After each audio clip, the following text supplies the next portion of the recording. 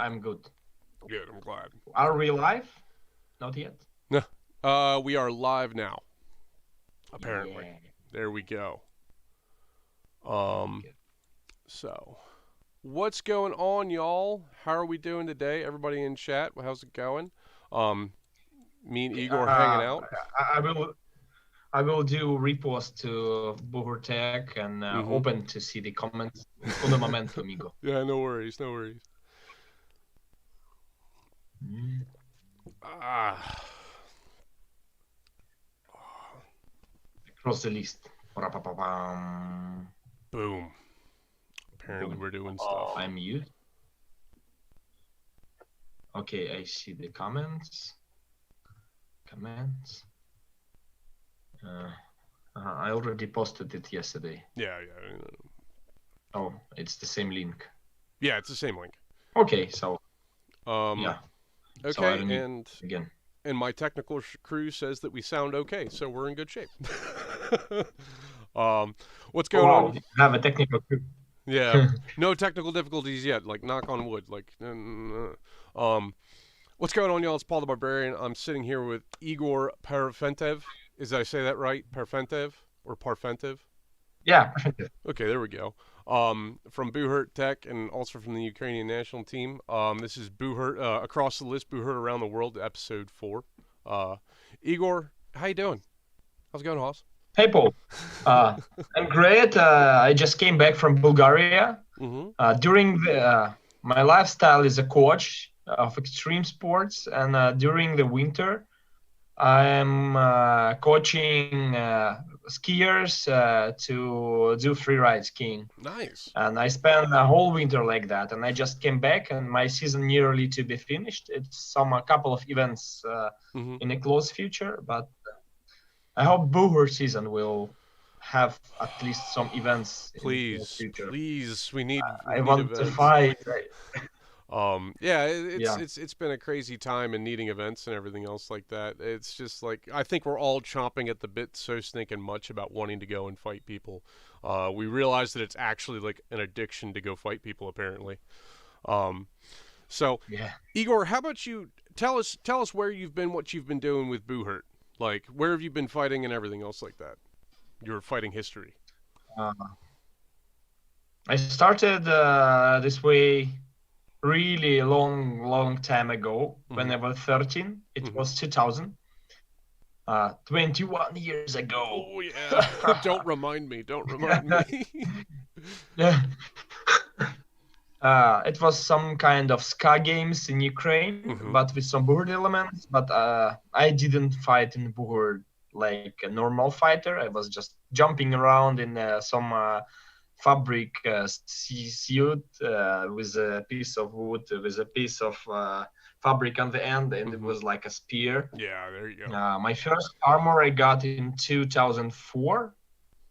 And this was my first Buhurt fight. And since 2005, I fought on steel with the steel weapons. So it's now almost 16 years since I started to fight with the steel. So it's like half of my life I do this sport. How's your body doing after half your life of fighting? How's your body doing? During all my life, I got only one injury on the list. Huh. Two. But first injury, I got a hit with a heavy falchion to my neck. Ooh. In the time that neck was not allowed to hit at all. Like in the back of the school, you was not allowed to hit. Wow. And I didn't have protection there. I had just a helmet with a visor. Oh, okay. With these chicks and just chainmail. And this guy that hit me there, he knew that I don't have protection there, so it was a purpose. Oh. So I had a concussion, like a heavy concussion, and it led me almost to death. In 2 weeks, my stomach stopped to work, and my temperature was nearly 41.5 degrees. So it was so close, and I almost died. And this time I reborn, and I find friends that become my family. Mm-hmm. Now it's our ski school. There you go. Yeah, and I was spending time in Sudak. It's a Gena fortress in Crimea, Mm-hmm. and I was a student and was going there with a one-way ticket. And it was like 3 days of event. We fought morning and evening Buhurt and had chance to take a photo with tourists for Mm-hmm. some coins. Yeah. And between these activities, we had a tournament, and also we had a spot to fight with the tourists, Mm-hmm. where we got many fighters to our team. Oh, there you go. So I was going there with one-way ticket, Mm-hmm. and came back with lots of money for that time and lots of experience. And dark, my skin was dark, Yeah. like really dark. And since that time, I really felt that I love this thing very much. My friend told me. Go ahead. Go ahead. Go ahead. Keep going. Yeah, my friend told me like months ago. Yeah, you have natural wish to hit people with weapons. Yes. But it's not like this. Meh. I like to be in the fight, like living and experiencing the moment of a fight, because I feel alive and I feel like really intense being in this moment. It's not because of hitting people. Yeah, I mean, nobody wants to jump out of a perfectly good airplane and fall to the earth really fast. They're there for the adrenaline pump. They're there for that adrenaline rush, and I do believe that most steel fighters are adrenaline junkies, no matter what. They just want to feel that craze in there, and I definitely feel that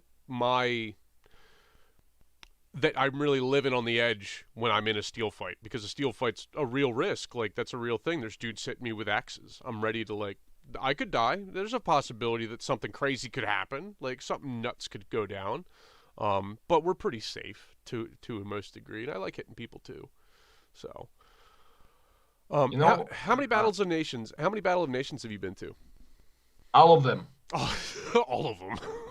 I am the only one Ukrainian, and I'm not sure about Russians, but I'm sure that I'm only one Ukrainian that attended all 10 Battle of the Nations and attended all Buhurt nominations. So I was a national team member since first one. Yeah.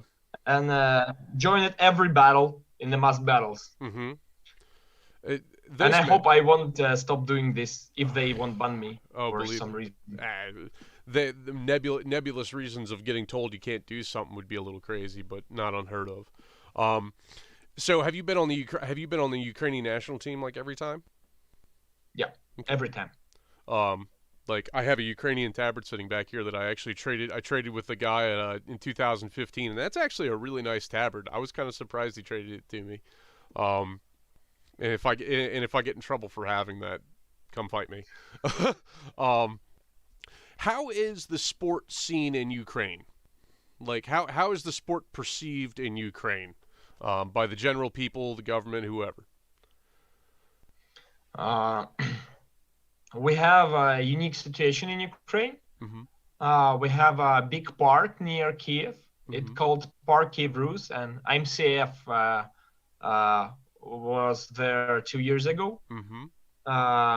And if you know the guy, Alexei Lelushka from Aina Bera. Yeah, I do. He make friends with owner, and they together pushed Ministry of Sports to register the sport as legal sport. And Ukraine, as I know, the only one country in the world that recognizes sport as a real sport for now. And I think the sport was born in Ukraine, and Russians make it look like a sport because of professional fights and because of Battle of the Nations. Mm-hmm.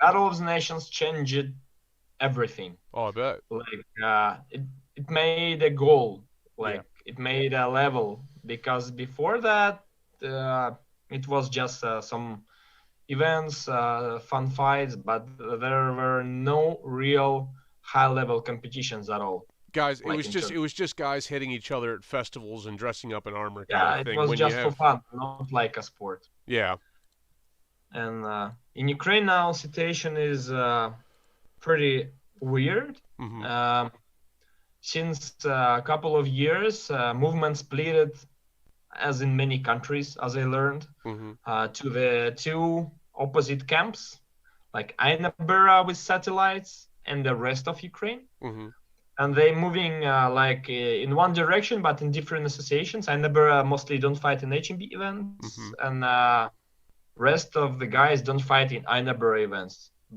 But it was pretty good events before and mass events. mm-hmm, And last couple of years, national team looks like the same people that aging fast. yeah, And not much of a fresh blood. And last 1.5 years of quarantine and COVID almost killed the progression of sport development in Ukraine. mm, Like very few teams continue the training. Most of teams lost their gyms because of COVID and stopped training because most of people getting older and got families, yeah, and no one wants to risk because it's deadly thing. And I think Ukrainians are very responsible uh, guys. yeah. So mostly very few people keep train Yeah. together. Like We've seen the same kind of problem here in the United States. We haven't lost momentum in gaining people. We've just lost the ability to go and practice and do like actual fights and things. We've kind of lost that momentum to a certain degree, but what I've been doing with my team is like sending out homework, going, "Hey, do this pel work, do this footwork kind of thing, go do these kinds of workouts," trying to get people to do stuff at home. It's been a major push in the COVID with us dealing with COVID and everything else like that. Um, and really, I'm hopeful for seeing national like international tournaments like Botan and IMCF happen this year. I'm excited to see if they do happen. I think they might get pushed back a little bit. Um, I actually do wonder if Botan will actually go off when they say it's going to go off. What are that? It's supposed to happen in like June, or IMCF's in June, and then Botan's in August or September, I think. but this year, Button scheduled it on 1st July, and Okay, yeah. MCF I think in September. In Okay. September, I'm but wondering. I'm not sure it's gonna happen because it's getting worse. It's in Ukraine, it's third wave, Mm-hmm. uh, and many countries went back to red zone because new a new wave. So I'm not sure it's gonna happen. Unfortunately, Yeah, and I don't. if if, Go ahead. if even it happen, very few fighters will come. Yeah, and that's the thing. I'd rather see a bigger tournament with everybody show up at a later date than see like a half-ass showing from all these countries. And some countries won't even be able to send teams because they won't be allowed to travel out of their countries.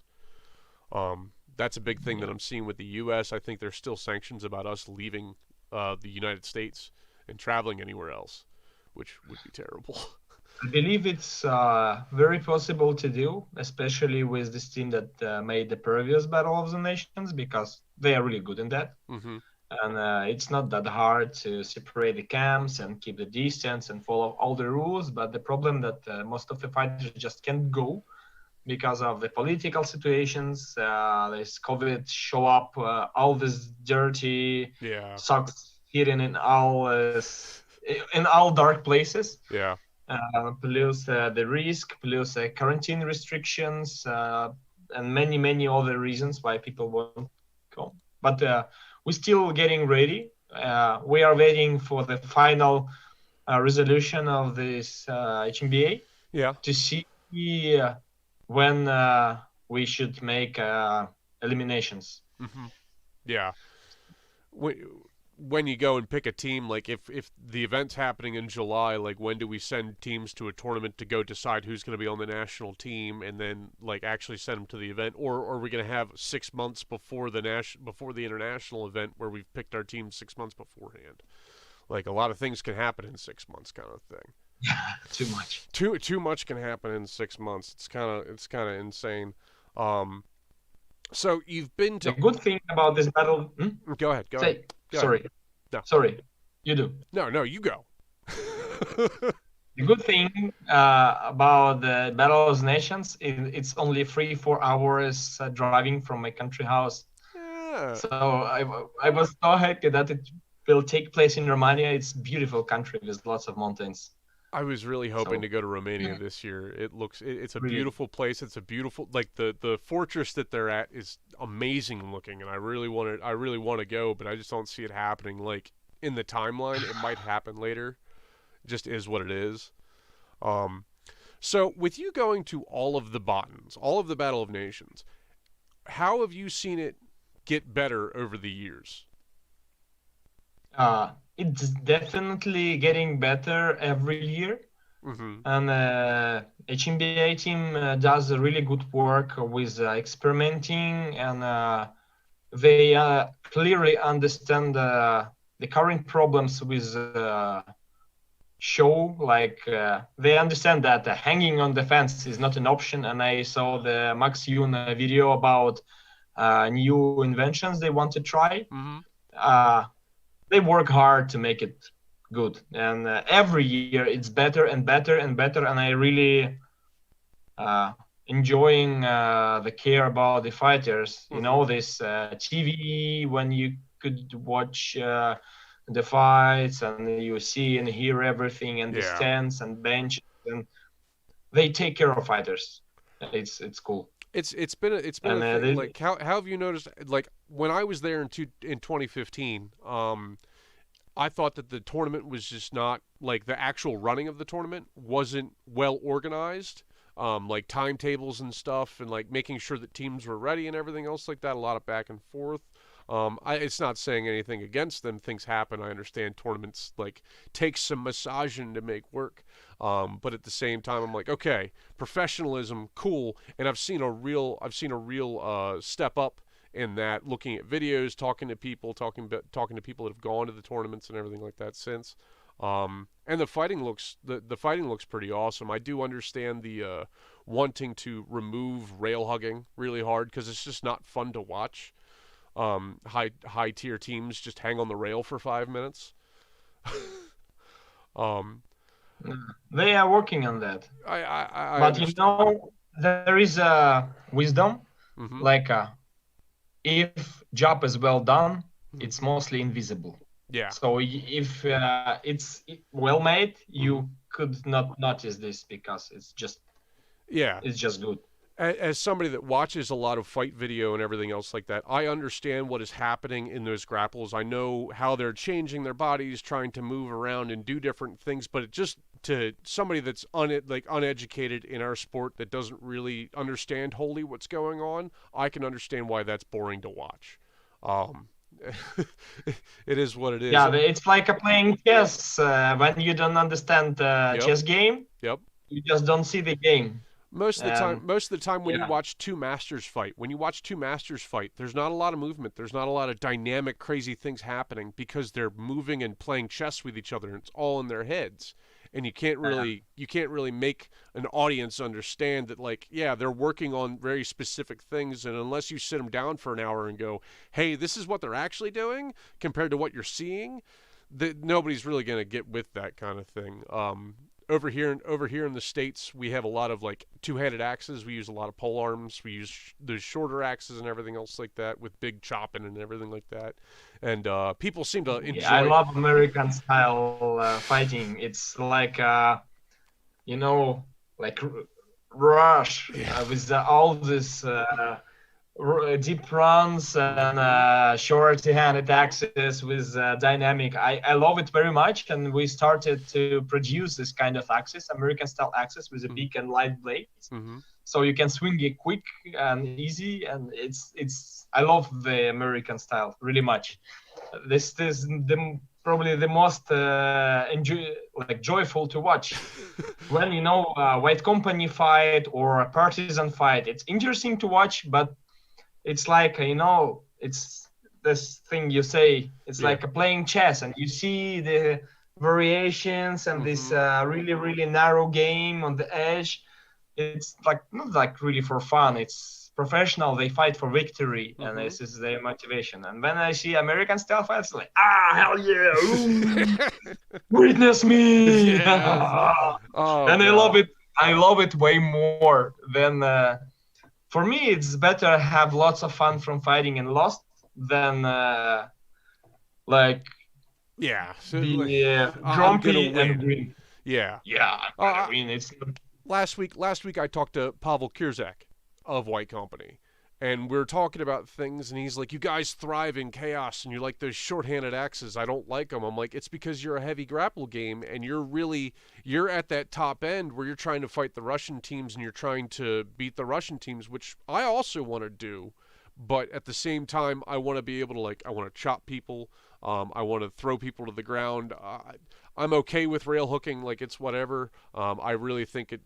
I don't know how to figure that out other than adding a giant bar to the top of it, which is one of Max's ideas, is to add a huge bar to the top of the rails, to make them you can't hook it kind of thing. But like watching high end fighting and everything else like that, it's really fun to watch as somebody that watches the sport and has been fighting for a while and everything else like that. It gets a little tiresome to watch 3 rounds get timed out every time. I'm like, okay, I could see a two-handed axe happen. And in Buhurt League, a couple of the Russian teams are bringing out two-handed pole arms. They're taking out long two-handed pole arms.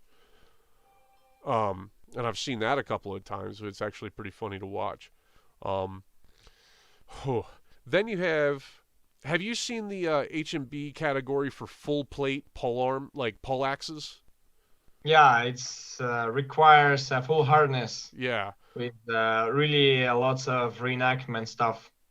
Is it a lot of reenactment stuff? I thought it was more of a point fight with pole axes with hammerheads on the back of them.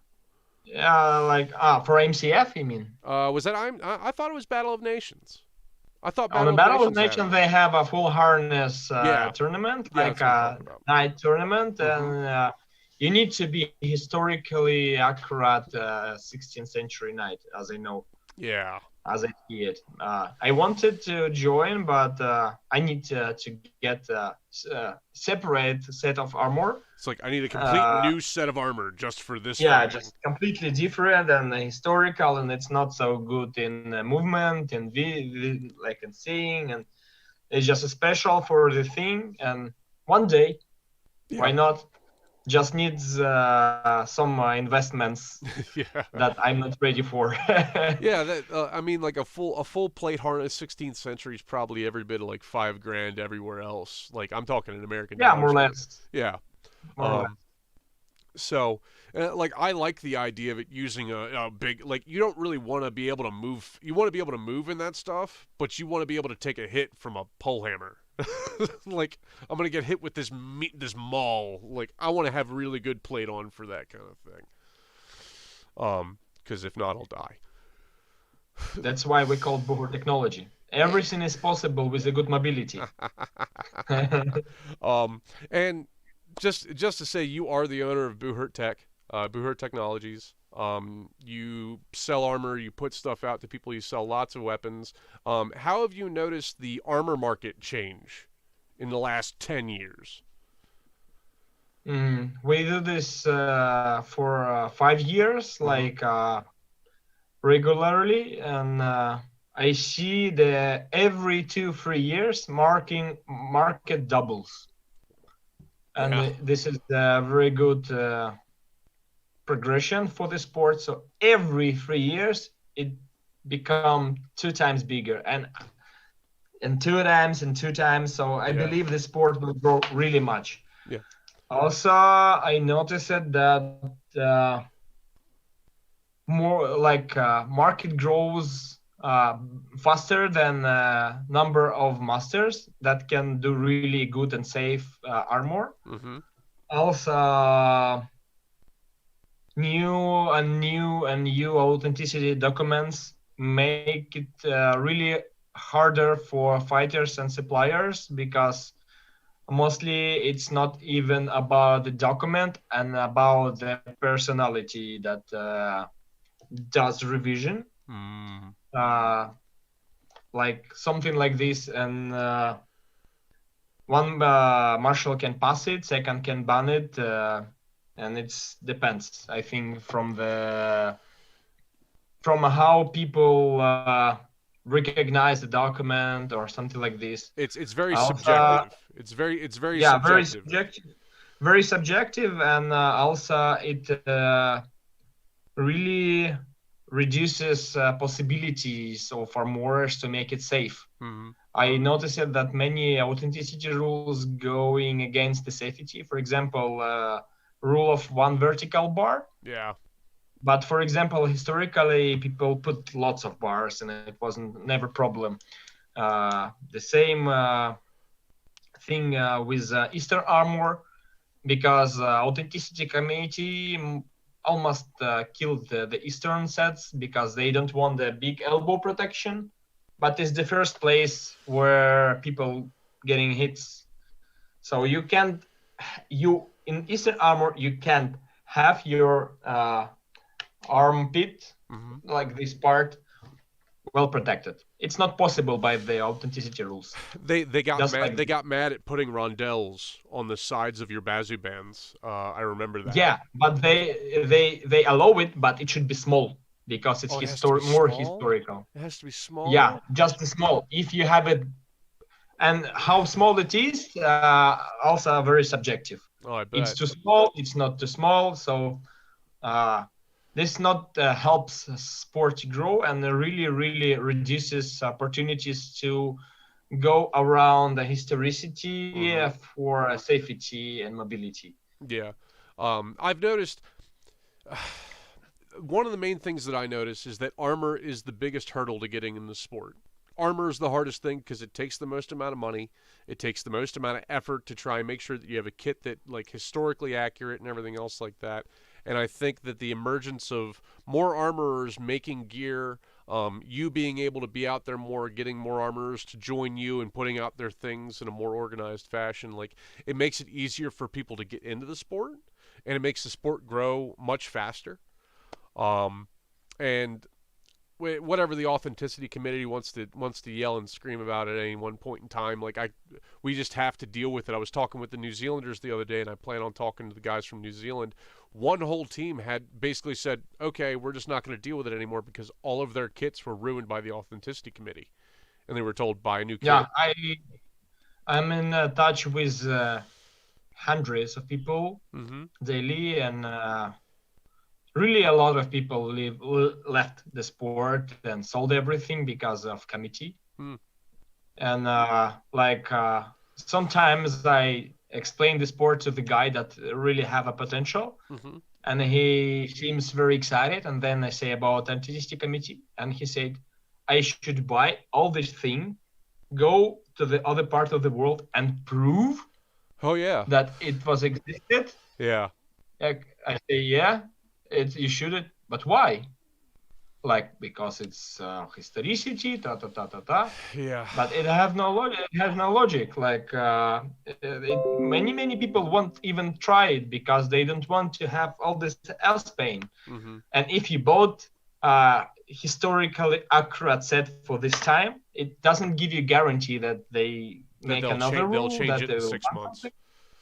Yeah, but in general, the problem is that most of the sets in the medieval times were made for the war. For example, really for 14th century, there almost wasn't a helmets that have clap visor. Have any fixing for the visors. It was just free flops. to open. Also, there is no safe gauntlets for 14th century. I didn't see. Gauntlets that can hold the halberd height. Yeah. So if someday authenticity committee ban Tristans and say it strictly should be your century, no 14th century anymore. Yeah. It'll all shift to late. It's not possible. Yeah. You just can't have safe fingers. I field questions from people coming into the sport all the time, and they ask me, "Can I use finger gauntlets?" I'm like, "No, don't use finger gauntlets. Mittens. Like if your kit, like the historical kit, only comes with like finger gauntlets, get a gauntlet that looks like fingers. Get a mitten gauntlet that looks like fingers on it. Happily, Authenticity Committee recognized this problem, and they don't ban Tristans yet, and every workshop in the world makes them, and even Mongols fight in Tristans, and it's okay. So I kind of like the fingers are safe. I kind of like the gloves that have the chainmail over the mitten. They have a mitten gauntlet inside, but they put light chainmail over the tip. I actually kind of like those gloves. They look kind of cool, but they're also heavier. Yeah, they're heavier and they really quickly losing their condition because our palm getting really a lot of hits and chainmail getting destroyed really quick. It just gets destroyed in your fighting and everything else like that kind of thing. Yeah. What's playing in the background, Ringo? That is actually Igor's YouTube channel that he's got going on. This is now I think 30 versus 30 from Battle of the Nations. Yeah. And yeah. I just went to his page and said play all videos, and it's just been playing all the videos. By the way, hello everyone. I'm reading comments, all of them. Yeah. Hello, Nicolas, Buhurt. Yeah, Pete. We will be back to questions for sure. Yeah. Actually, Pete, you actually asked a pretty good question. From a vendor point of view, can Igor talk about the supposed American tax and the prevalence of PM me for price? Like all these people on Facebook that put up a picture of armor, but they don't put a price down and say PM me for price. It have a couple of purposes. We used to work like that for a long time. When you say it, PM me for price, it's even we used to post a product and answer people into the comments and didn't post at the price for a couple of reasons. First of all, people making comments. Comments rising video in the Facebook up to the top. More organic reach first. Second, when someone asks you a question and you answer him, you're getting into personal touch. Yeah. And the personal touch, it's a different thing. When he just saw the price and go further, it's the one thing. When he asked and you give him information and options and things, so he have more information to think about, and he also have a personal touch with you. Yeah. So it helps. Third thing, it's a taxation. When fighters gets a parcel, custom service can easily go to the website and see the price. Yeah. So if the price is absent and the price in the parcel is low, we don't do that for now. We did it at the beginning, but we found that it can cause problems for the fighters, so we can do that only if someone asks, but really, really rarely, and mostly it's not the symbolic price, but the price like discounted or something like this, because like, messing with laws are not good. It's not a good plan. A bad idea. Especially with American laws, these guys are very, very strict. Oh, I bet. Do you have any problems with customs sending stuff overseas? Like we've had stuff get stuck at customs for 3 months for no reason. Yeah, the custom in every different country works in a different way, and this VAT tax is annoying, and sometimes it's requested, sometimes not. Sometimes custom send you a letter that you have something, sometimes not. So we have a manager that following the parcels and letting people know. So, did you get the parcel? Your parcel is in the custom, please check it. Because if we don't do that, people just don't know that something came, and just in the work routine, they know that it could take time, like to deliver. Yeah. So they just wait. Oh, we have parcel came back. Yeah. Ta-da! Yeah, here you get, like it got stuck, it got sent back. Oh, now I know. Thanks. Well, one thing that a couple of Americans have noticed, like when we hit up Eastern European armors and stuff like that, they'll know that we're American and they'll quote us a higher price than they'll quote anybody else in Europe. And I understand like shipping fees and taxes and like customs and everything like that. That all requires fees, but sometimes it's like markedly, scarily big numbers compared to what they were selling them in their home in Europe as it is. I didn't notice that. We usually like pay me for price. Price was the same for everyone. Yeah. The trick was with organical reach boost by the comments Mm-hmm. and public interest into the post, and also in a personal touch. But I didn't notice that someone could say different prices for the same stuff. It's pretty Yeah. weird for the vendor, and I think this guys who do this, they are not really successful in their work because it's No. just like respectful. It's one thing. It's one thing that we've come to like just deal with. Where Americans buying into this sport that is like very primarily European. It started in Europe. It's like where all of y'all's history is. It's where all of this history is coming from. We're like, okay, we know that we're kind of walking into this as outsiders to a certain point of view, but we've also been in the game for 7, 8 years, 9 years now, almost 10 years, being into the steel fighting sport and everything else like that. I'm like, okay, whatever it is, we're gonna walk in and have fun. We're gonna hit people with axes. I don't like everything else can fuck off. That's a great approach. This is the way. It is what it is. And you've been doing like a lot of like you've done a lot of giveaways. You've done a lot of different things on the Buhurt on your Facebook page and everything else like that. And what's the highest amount of like engagement you've had through one of those? Like you said, you had like 10,000 people put in for a giveaway or something like that a couple months ago. I think it was the axe giveaway back in the fall. I think I can look at it, but there was a axe giveaway in the autumn, and the girl from South America really wanted her sister to win. And she did insane. I don't know. At the beginning I thought it was just a script that posting this and tagging and like, I spent 10 years in QA, and there are many tools that can help you in the browser. Mm-hmm. Just run the script by the clicks and put some basic data so it can repeat this thing. But no, she spent all her personal time just to keep posting. And she won, dude. She won. I'm glad. And she was so happy about it. Yeah, it's incredible, and it was like a record. But mostly the good giveaway gather more than 1,000 shares and more than 1,000 comments. Nice.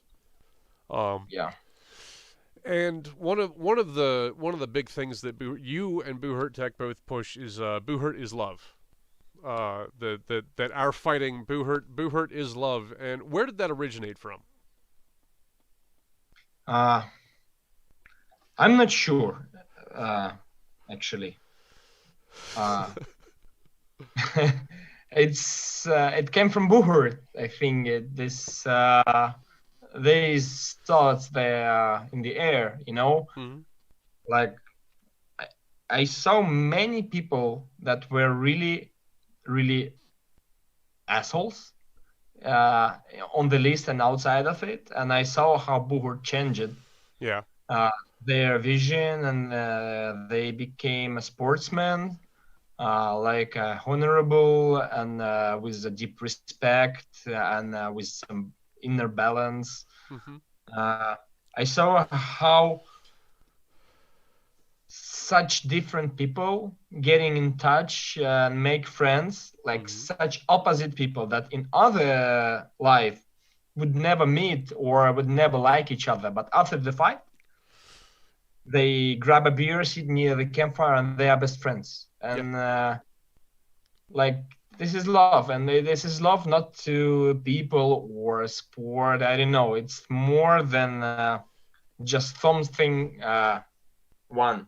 Like it's complex.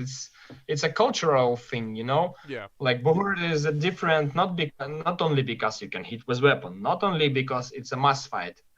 It's a huge culture, and it's not an artificial culture. It's really, really deep historical background with all this universe, with musicians, with the artists, with all the dresses, with all the camping stuff. People love this.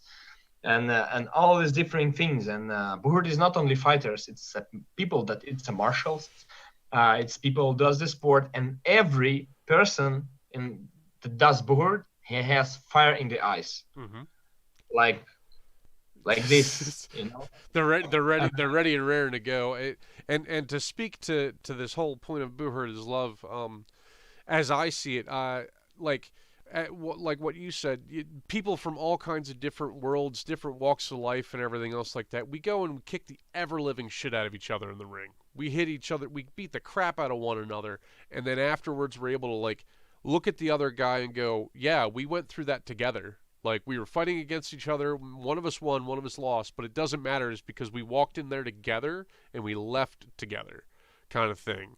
And that's been very like when I went overseas the first time, I made sure that I camped with everybody. I wanted to camp. I wanted to be in the historical camping. I wanted to be able to hang out with everybody and do stuff. I didn't want to have to go back to my hotel room and like sit with a couple of Americans. I wanted to hang out with the other Europeans that were doing this sport, and I wanted to be friends with them. And I've got friends from all over the stinking world that I talk to regularly, that I'm actually like pulling in and doing this series with, and being able to talk again with my friends and spend time doing stuff. And it's very surprising. I'm very surprised that we have that nearly as much.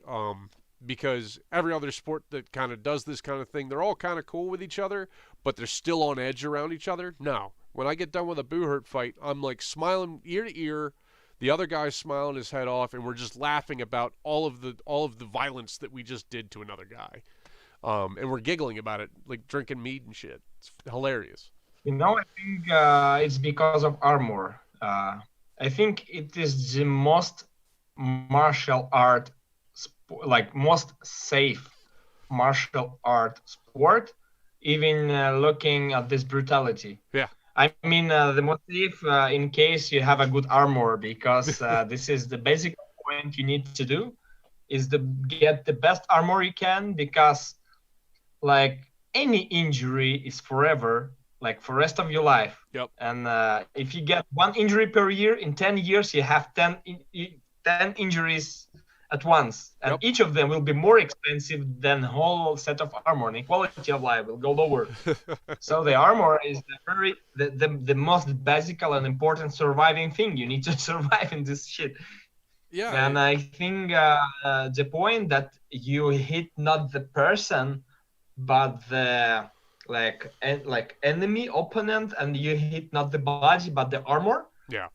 It makes more entertaining and fun, and that you want to hit him hard, you want to defeat him, but you have no goal to kill him and destruct and break his bones. Some people, I believe, might want it, but unless the guy hits me somewhere intentionally that he's not supposed to be hitting, like he hits me directly in the neck when there's no neck hitting, or he hits me directly in the balls, I'm gonna go, hey, hold that guy up, don't let him fall down, I got a two-handed axe, I'm gonna tell him, hey, don't do that anymore. That doesn't happen. No. What is very much about respect. Yeah. Very, very, like I don't know why. Probably it's very unique, and it have a quite high entrance level, because you need to wait for armor. Mm-hmm. You need to take lots of measurements from your body to get the armor. You need to show some kind of discipline to make it work until you go into the list for the first time. And like probably this entrance level cleans from the people that are not good for this sport, like people with a really, really small level of inner culture, that people that can have a respect. There are a lot of people like that. Like they have no passion. It's not possible without passion. You need to have that fire in you to actually really go and do the sport. You can't half-ass the sport. You're kind of going in full, or you're just not at all, kind of thing. As an armorer, what speaking, like if you're talking to customers, what are some things that you wish a customer would do better? Got any pet peeves? Uh, I don't know. Like there is nothing that we can't manage with our force. Like I learned that Buhurt customers do their best uh, to get the armor, and our mission is to help them with everything they want. Yeah. Like to help them go into the list and feel safe, to have more fun, and what the customer can do better. I don't know. Like very rarely people sending measurements for a long time because they can't get measured and the thing, but it's not a problem. Yeah. It's just delaying the queue, but like I don't know. Everything good with the customers of Buhurt. I think the Buhurt Sport has the best customers. Can you imagine? You order something from internet and you need to wait for many months of queue before your order even will be started. Yeah. Like, and after it started, it takes also time. Yeah. And it's the handmade, and masters can get sick, can have family issues. It can be delayed, and after all, you're sending this, and this guy order goes to the custom, to the banks, different kind of money transfer system. It's so much as pain for the customers. Yeah. Like we try to reduce this number of as pain, of course, but it's such hard to get into the sport. Like you can just go and give me this one and I go. No, it doesn't work, unfortunately. This is my goal. My dream is you order armor, you take a couple of photos, neural network gather all your parameters, you get just the basic parameters, and a copter just bring your armor in a couple of hours. Right there. This is your B-Man 2686 says the waiting period is historically accurate. Waiting for armor is historically accurate. Yeah. How do you feel about this push towards foam fighting, like for training? Again? How do you feel about using foam weapons and foam armor for training? This major push that we've seen in the best sport. way to train, I think. It's the best way to train, I think, without using metal armor. Metal armor and metal weapons also, I think, must have for training at least 2 times a month, because it's different. It's just different. Surfaces are slippy, surfaces are having shape, and it's bouncing, and it's thing. Like you need to do without armor, just with air, then with the soft armor, and then in metal armor, and then it will work as a skill. It's how Spanish says genial, you know, like it's I don't know who was the first guy who made it, but it's genius. He was a genius, and this is really helps. Like in Ukraine, I think Ainabura was the first team that started to use really full equipment for training for whole team, not just a duelist, not just a swords or helmets, like just full equipment with full contact training. Yep. And they grew up so quick from the duelist up to the best Buhurt teams in Ukraine. Yeah. It works. Hell, like I really like how it looks, how it works. And speaking to that, Jonathan Defoy asks, how long does armor last in this sport? People bash each other with axes and maces. Surely you have to replace at some point in time. I think that's actually a major thing that's helped with the foam armor, is so you're not actually beating the ever-living shit out of your armor constantly going to practice and everything else like that. You're able to give it a little bit of a respite. How long does armor last in this sport depends from the quality of armor, from how good you take care about it, because it's a daily routine of the fighter. After the fights, you need to go to the tent. If you don't have full titanium like me, you can just drop it in the water and pick it up in the morning, dress it up, and go with a little bit noise, like yeah. But it's not for long, this noise. Yeah, no. Until you come to the list, it's gone.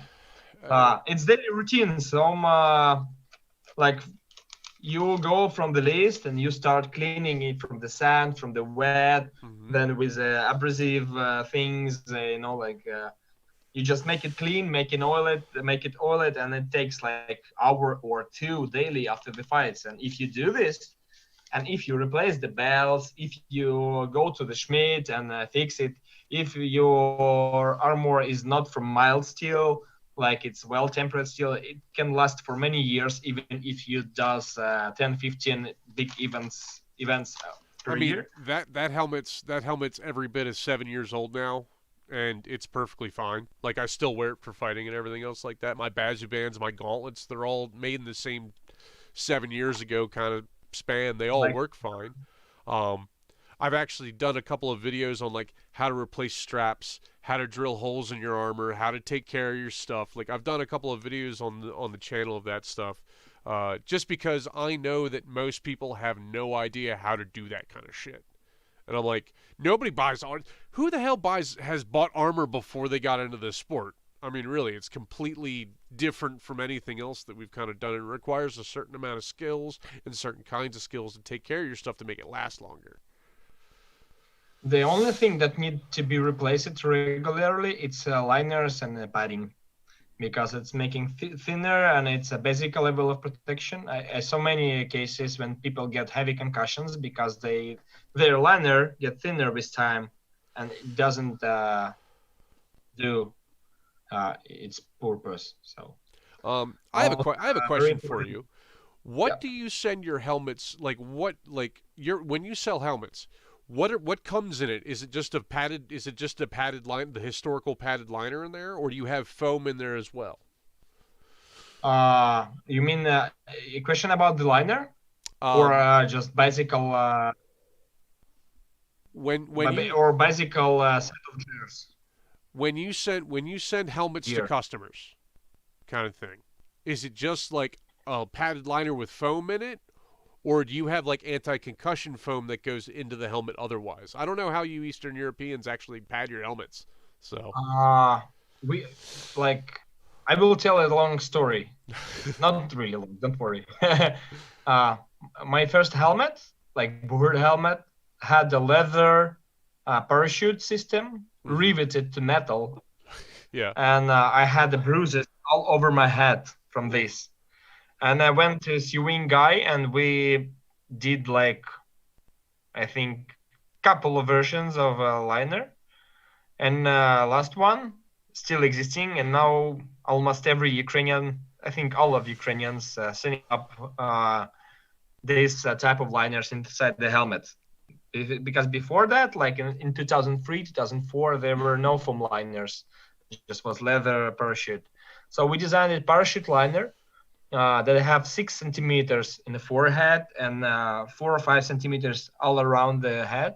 And it works, it's really, really hard foam that takes shape of the head like a ski boots, when you getting hotter and wetter, it takes shape of the head, and it shouldn't move like this on the head, like this.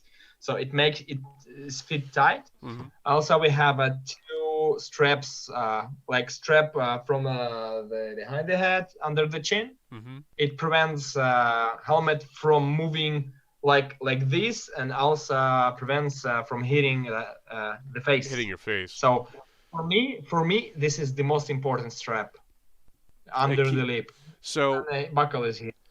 So and the second belt, go ahead. Second belt from here goes under the chin. Yeah. And now we started to do by default the third belt that goes to brigantine. Or to the back part of the head. Your back. So in the States we've gone to using that back strap because one of the guys got his helmet ripped off and he had 27 stitches put into his skull, and he had a crack in his skull because his helmet fell off.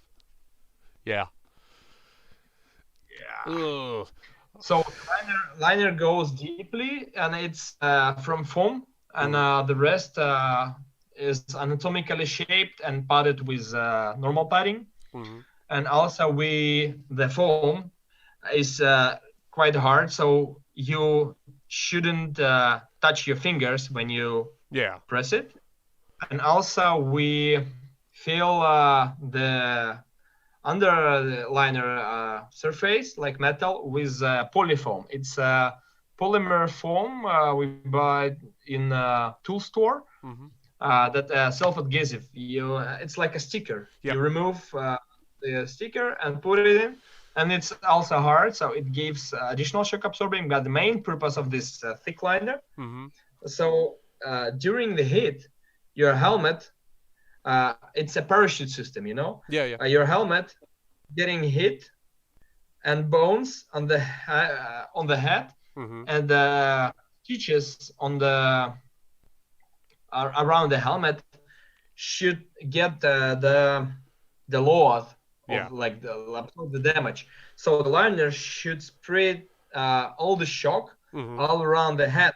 In this way, it will absorb the shock. If you don't have the parachute system and the liner just lay on the head and helmet just lay on the liner, it can look pretty the same, but it gives you much more damage. It transfers more force into your head. It just transfers force to your head, but in this way, it doesn't transfer force to your head. And if helmet is fit, you can just When he's, by the way, to everybody watching, when he says the parachute system, he means a suspension liner where it's sewn all the way around the head. Then it suspends the helmet on your head, so it doesn't actually touch your head like a hard hat kind of is. It should be some space. Yeah, it gives some space. We fill this space with a foam, like it's like laying on the head, but liner that so thick, so when it gets bent, so it uses the stitch line for spread the pressure. Yeah. It was a hot button topic that was brought up in some of the U.S. Facebook groups. Like, hey, how are we getting helmets from these people and everything? Like, what kind of pads are they putting into it? And I have to make a video about padding a helmet now. To go, hey, put this foam in your helmet. Don't use couch foam. Like I don't like using caps because it really reduces not mobility, like comfort of fighting, because it's two separate surfaces. It reduces your perception really much. Also it reduces temperature control of your body, so you're getting really hot in this thing. And also helmet on the head start moving, and you really need it if your helmet lays on your head. But in my helmet, since this 2005, when I got the concussion, I didn't have any concussions anymore. There you go. Fix the problem. I was under the fire many times and under professional focused fire of many halberdiers, and my helmet was destroyed. I won't say this word. But I was always okay because of liner, and it's a good. One thing I've noticed is actually that some of the Eastern European helmets that we get don't have a lot of room in the actual helmet itself. Like, they're not super big to add in more padding. That was what was happening in the earlier on when I was in. They were smaller helmets. Like, they would give head measurements. They'd make a helmet that would fit that head with only like that much room around the head. And now I've seen that they're actually they're giving more room to add more padding because we don't want to have like brain problems in 20 years kind of thing. So I apologize.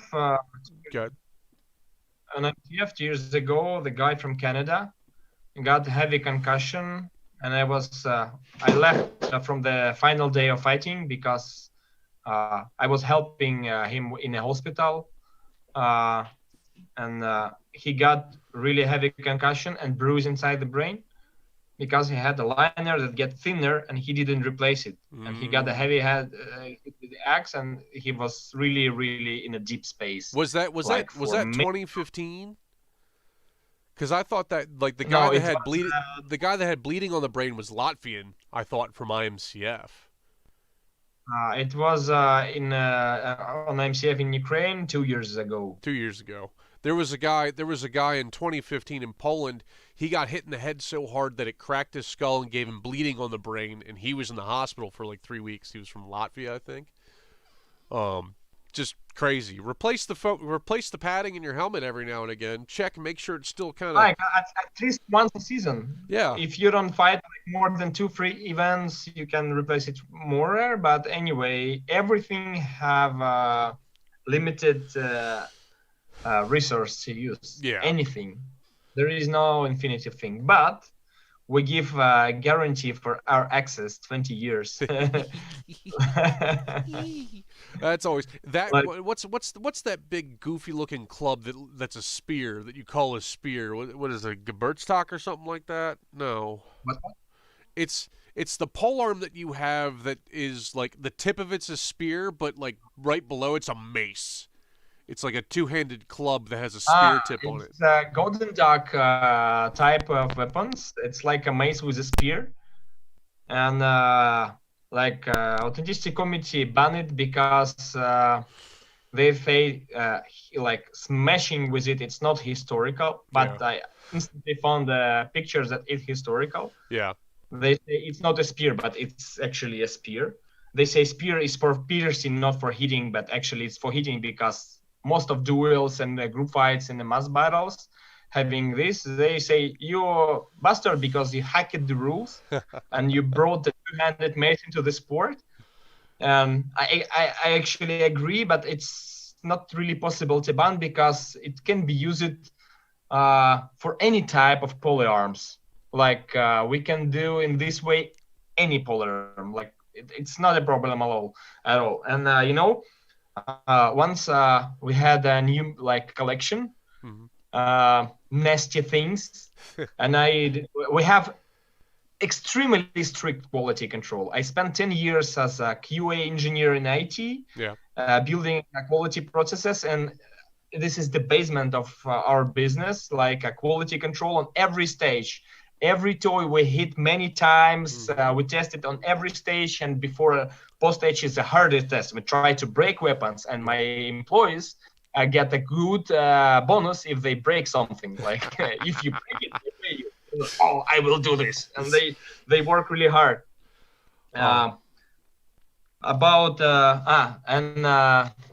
decided to also add the control of violence because some of the toys are too good. Oh, they're too good. Like they are too good. Like, okay, we do this, so I am responsible for things that I sell because guys will hit each other, and if someone will be injured because the thing is too good, I don't want that. So I took most brutal and brain eater things and these golden ducks of different way. Like some of them were 2 kilos of just the head and 3.5 kilos on a 2-meter stick. Like and I went to event, and I come to Marshall and say, what do you think about these things? Like, you see, like I brought it to you. Like I didn't want to decide. We did all the roundings, everything following the rules, and wait, like it just looks really scary. You say, oh, it looks scary, but it's in scope of rules. It's historical. You can fight with it. Are you sure? Yeah. If no complaints from the other teams, it's okay. Okay. I went to all the teams like, guys, you don't mind if we do this? Like, no, nice things. This thing looks crazy. I want one. Looks crazy and painful. Yeah, I say okay, and I give these toys for all my team and took Golden Duck, and found that there is no thing special in this weapon. Like it looks more brutal than it is. Only during the test we found that pole axes and halberds hit much harder, really harder. But the only difference that the pole axe and halberd have ability to twist, because the armor, all the surface of armor have a shape, and the purpose of the armor is not to block the hit; it's to bounce the hit. That's why if you hit the experienced fighter, he give you the head forward because you slip away. And the Golden Duck never does this. He always delivers. And he gives way less impact because the edge is really narrow. Like impact is smaller than the good hit with the pole axe, but it gives you stability. And I used all my power and force and hit Artem Beregovoi. He was in Griffon helmet, and I was like coming to him like, and directly into the forehead. He's really tough guy and heavy. And he sit a little bit, make 2 steps back, do like, and go forward again. And I say, how it feels? Like, it's okay. Like, nothing critical. No, you feel the weight? Yeah, because it's 2 kilograms of just head. I was about to say 3.5 kilos. That's like 4.5 pounds just sitting in the head. Now I want one, Igor. This is a problem. I'm going to be told not to fight with it. Like, you're not allowed to have that. We notify every customer about the thing that committee can ban it. Yeah. But we told pretty much of them, people don't care. Say, oh, committee ban it there, don't ban it there. I want to try this. It looks fun. And it's fun because it never sleeps. Yeah. It's easier to fight with it. You will probably deliver not that much as you could do with a halberd, with pole axis, or some kind of pole arms that have a deep aging. Yeah. So it can go deeper into the armor and give a critical impact, but it's more about the weight impact. Okay. No, I really want to buy one now. They're hilarious looking. And you do have really cheap. Yeah. And there's a disclaimer on his page that says, hey, some tournaments might not let you use this. And I'm like, hey, if it's got that kind of warning, I kind of want it. I don't know why. I just kind of want it now. Somebody asked the question, how have you gone about fostering the inner culture of the fighting spirit in your local clubs or the teams that you've helped develop? That's Olympus. Again, like, question. One moment. How long does armor last? No. Can you second read question? It again? Second question up. How have you gone about fostering the inner culture of the fighting spirit in your local clubs or the teams you've been helping develop? Give me 1 second, guys. I'm sorry. I'm dealing with allergies currently. Fostering. I don't know this word. Helping or like building. That's fostering. Okay, I see it. I think every club does it in a different way. We have a club that I'm a part of. It calls Vlandrin. And it have not only the fighters. It has not only fighters, but also archers. It has table gamers. It has reenactment guys, and it has a really good club space. It's like a double garage with the 2 layers, like upper and under layer, and we can gather there anytime. And there's a club days, and the culture building is mostly behind the list. Because on the list, you have no time to build the culture. You need to do your work. Yeah. Yeah. And the culture born on the training, I think, about how you respect paritet. I don't know if this word existing in English, paritet. It's like quality of respect. Like you show respect and show you back. Sportsmanship, like showing respect to one another kind of thing. Yeah. Yeah, we have a word paritet. Okay. Whatever. And I think it goes through the training and the level of leadership in the team, because you always have some role model to follow, and usually a team captain is the one, and he gives this push. And also it's about camping behind the list when you're on the event and when your team is acting like just citizens. It gives more and more, how to say it, experience in communication with the same crazy people as you, and they share this culture and this passion and love. And I think in Buhurt sport it's so easy. Like you go fight, make friends, and learn from them. Yep. Everyone are teachers for everyone. Like, it's too easy. One thing, like in dealing with the teams and going overseas and fighting with the USA team and everything else like that, the main thing I've always tried to push is like, look, we're all walking into the same list. We're all wearing armor. We're all swinging axes at each other. There's no reason to be shitty with one another for like anything other than like if somebody does something shitty, then go, hey, that wasn't cool. But we have to respect one another because we're all walking into the same list. We're all walking in with the same risks, kind of thing. We're all putting ourselves in the same kind of danger, and we're out there to compete. We're out there to fight each other. But I don't take anything. I don't take any like personal. I don't get pissed off if I lose against another team or something like that. I get pissed at myself because I didn't do well enough to win the match. But at the same time, you can't take that out on anybody else.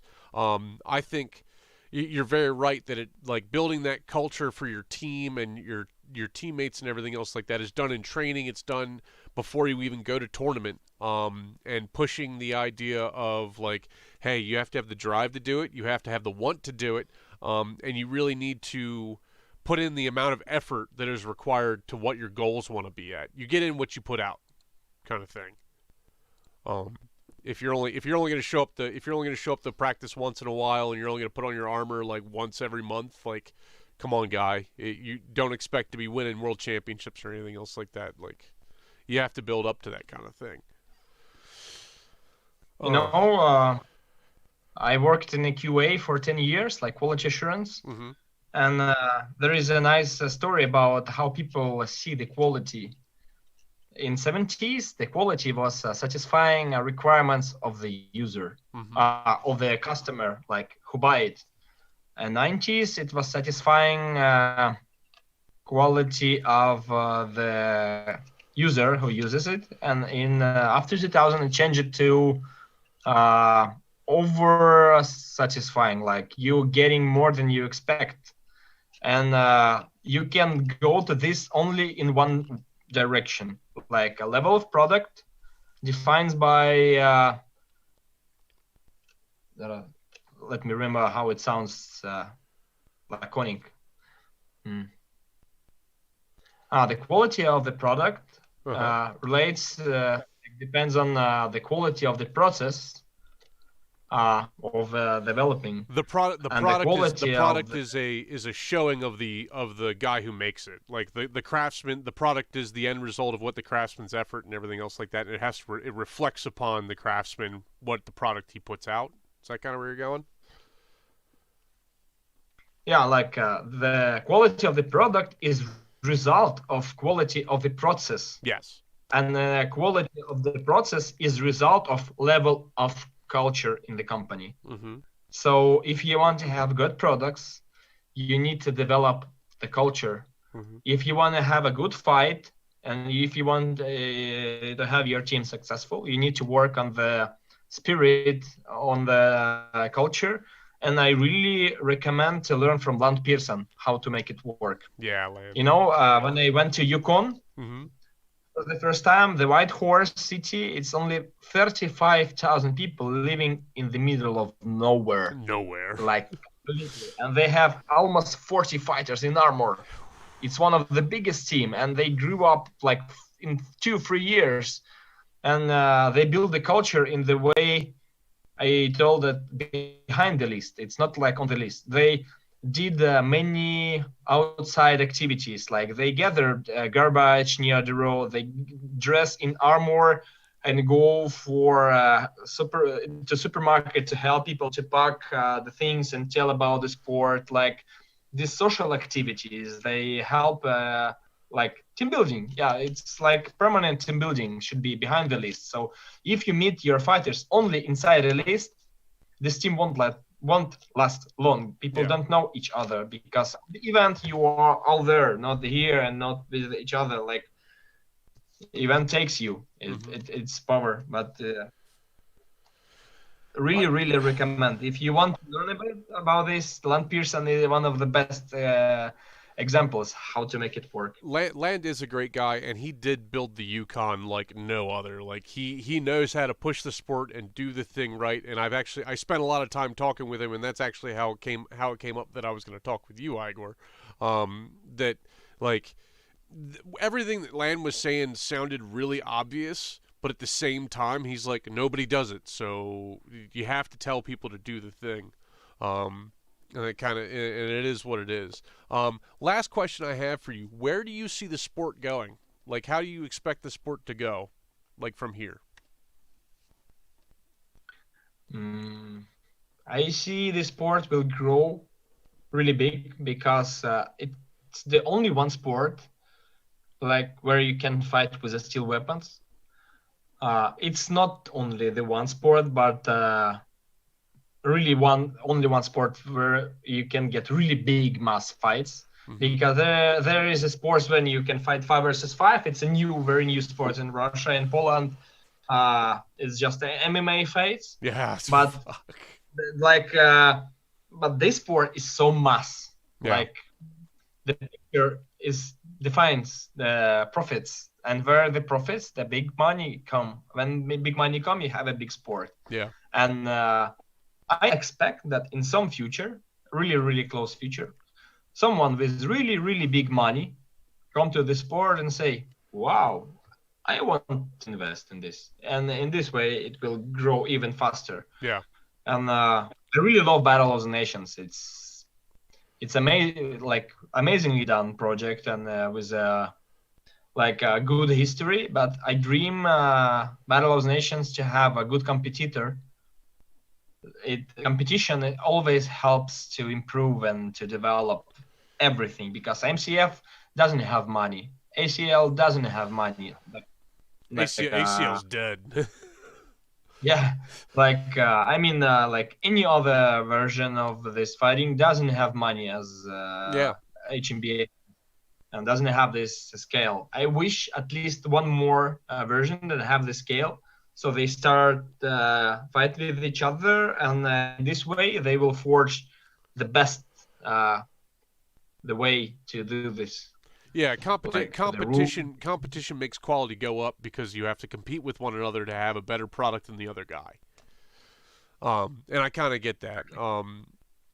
And I really like seeing the sport move forward and seeing it get more time and more eyes on the sport. I think will let us progress to that point and put us out in a little bit more mainstream. I do like how HMBIA definitely went from like, okay, we're only going to have 5s and 21s. No, we'll do 5s, 12s, and 30s. I think that's a much better breakdown. The solution with day of the like 5s, 12s, 30s, and 150s. Yeah. It's incredibly good. I hope they will keep this format for the future, because it was just amazing. You know, every day you go harder, and final day, it's not even competition. You get medal, survivor. I made it through the crazy. Oh, I love it. It's so cool. I personally think 10s and 12s are where the sport shines. I think 12s and 10s are like better than 5s. 30s is fun, but it turns into a little bit more of a clusterfuck most of the time. I think 10s and 12s show a lot of the tactics and a lot of movement and a lot of different types of fighting techniques that are out there. And I think that's actually really fun to fight in. If there's a 10-on-10 fight happening within 5 hours of me, I'm driving to it. So, I really like doing a little bit more mass battles kind of stuff. Any more questions in the chat? Doop doop boop boop. We're getting on to an hour and 20 minutes, hour and 30 minutes here now.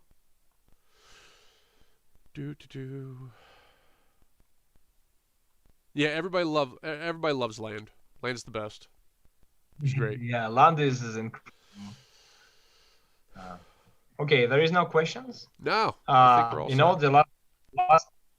The last thing that we start right on the t-shirts, like Buhurt is away, and I really like this message. And actually, we started with this message 5 years ago. We always write do Buhurt, like in the hashtags, and do Buhurt was our first message. And the idea was that it's call to action, like just do it. Yeah. And do in Western languages sounds the same as do, like do in the Eastern languages, and in Western languages, like in English, it means like make something, and in Eastern it means the way. Ah. And do Buhurt means like Buhurt do, like Buhurt is the way, like Yeah. Buhurt do was my idea. And when I watched Mandalorian, I say, "Oh yes, this is exactly how we can transcript it to make it more visible." And I like thinking about Buhurt, not like about going to some results. And I saw many teams that are motivated by the victories or losses, Mm-hmm. and these teams not last long. As soon as they start getting loses in a row, they lose motivation and leave. But if people excited just to be in the fight, just to enjoy the process, this team grow and grow and grow, and they win and lose. It's just a daily routine of the sport, any sportsman. When you win, you have double. When you lose, you have double experience. Like in Yeah. chess. And this is the way, like literally, you're going into the list, experience all this, and go outside the list, and you're still uh, experiencing this, even watching, being between these people. Mm-hmm. And as I said, many people changed their life really, really much because of Buhurt. It's not just some fights or some sport. It's a way of living, because you need to have a lot of self-development, discipline, money, focus. It keeps you pumped all the time. You need to have skills in everything, in grappling, in fighting, in balance. The biggest boost in my life of Buhurt fighting was when I started professional skiing. Wow. Really? It's weird, but when you ski, if you're a good technical skier, and I spent a couple of months, a year of everyday training, like from 10 to 5, it's like all the day leg training. I have really, really tight ass and like legs from the metal. And Yeah. my point, like my center of the mass is really, really lower. Also, ski is giving incredible balance. Mm-hmm. So it's hard to put me down, because I just step in many directions. And snowboarders have even more balance, Yeah. but not that good as Nah, no. skiers. It's not that good. Not that good. So strongly recommended. Yeah, no, I completely agree. I do a lot of I just like go and I squat for like 4 fucking hours, and I'm like, I hate my life. Just like doing squats all the time, constantly doing squats, running up and down stairs all the damn time. Um, so I want to thank you for being on, Igor. I want to thank you for talking with me about all this kind of crazy stuff. Go out and check out Buhurt Tech. Check out Paul the Barbarian. I got a link tree that somewhere sitting around. Go buy a T-shirt. Do whatever you want. Igor, any parting thoughts? Again, Any parting thoughts? Any last words? Last words. Parting last thoughts. Words? Yeah, last words. There we go. I want to share my approach of how to get the new fighters in your club, and find the coach that believes in you. Yeah. In every city, there are a lot of gyms that making different martial arts.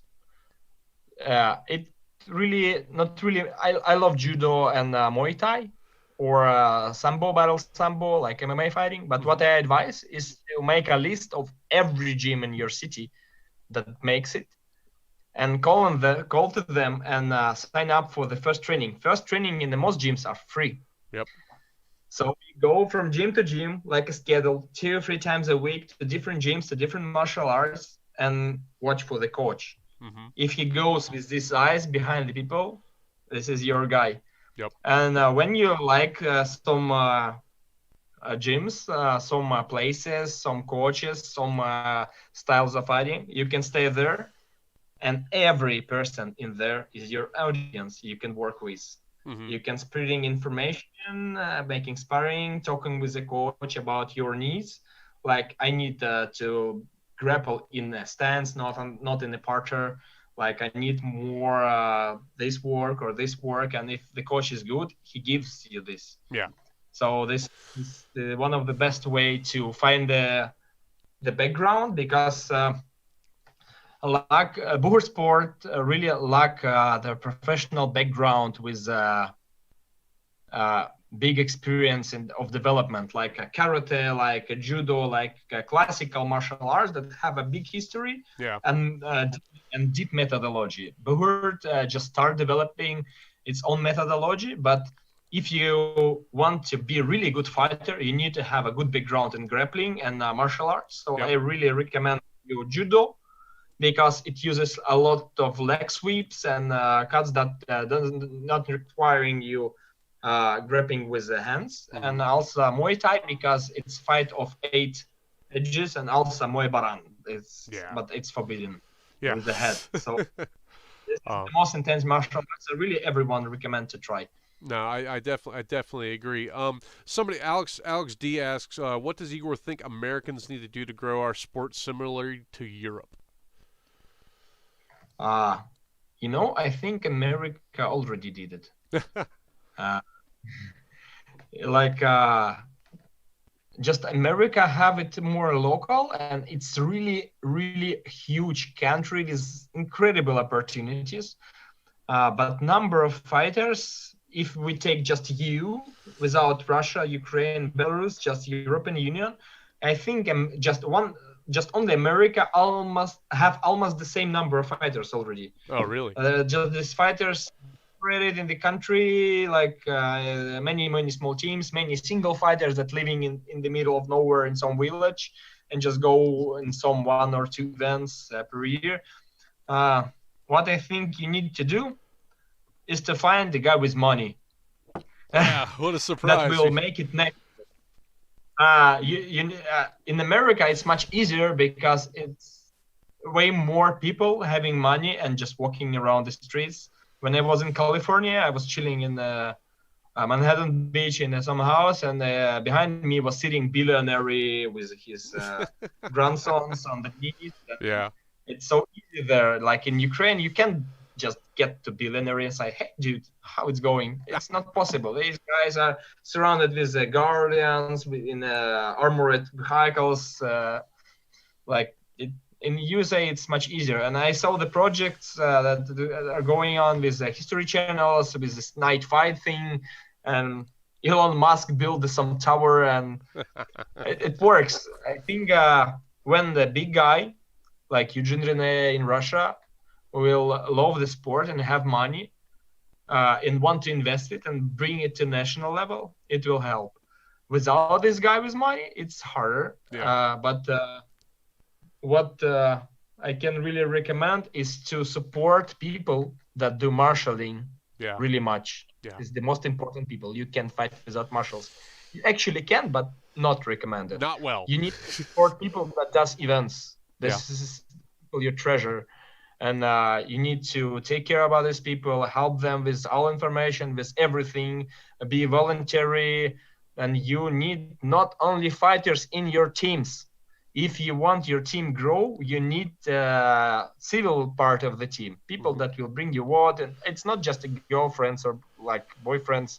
It's just the people that don't want to fight, but want to be a part of it. You need to find these people too. And from these people, you can grow people that will do events, that can do marshalling and things. So mostly not fighters making the event work. It's people that they want to fight, but they don't because they have organization thing. If you want the sport grow, you need more events and more people do events. This is the most basic thing. Well, I think events, more events, and being able to support our support structure. It's not just about the fighters. Fighters sometimes think they're like the center of the world, and I'm like, no. We have to make sure that everybody else has like help and they're doing things and they're supported as well as us, because they're doing a lot of work for us that they don't get to come out and have fun. They don't get to go out and do the fighting and everything else like that. It's not crazy times for them, but they have to deal with all of us being really shitty to them or being too intense or something like that. It's kind of a thing. So, I want to thank everybody. I want to thank everybody that's been in chat. I want to thank you, Igor, for joining me. We're about 90. We're about 90 minutes in. I think I'm going to cut it here. Thanks for being around. Thank everybody in chat for being involved and hanging out. Thank you, everyone. And I want to give a shout out to Buhurt Tech. They do great stuff. They've got good work going on. Shout out to Trash Knight Ringo and Alex Bear Blackspear. Check out their YouTube channels. Check out Paul the Barbarian. Hit up the links in the comments and everything else like that. I want to thank everybody for being around. Love y'all. Also, get vicious or get the fuck out.